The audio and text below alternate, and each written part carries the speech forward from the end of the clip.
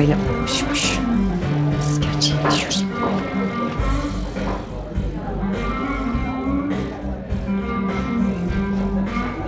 Bir şey.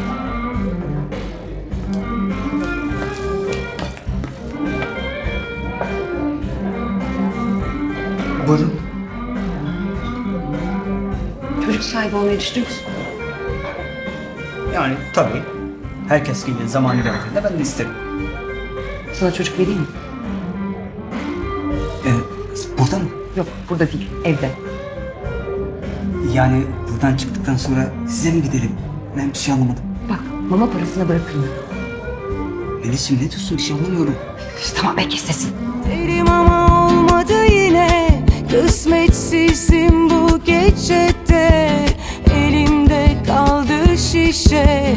Kendimle kalırım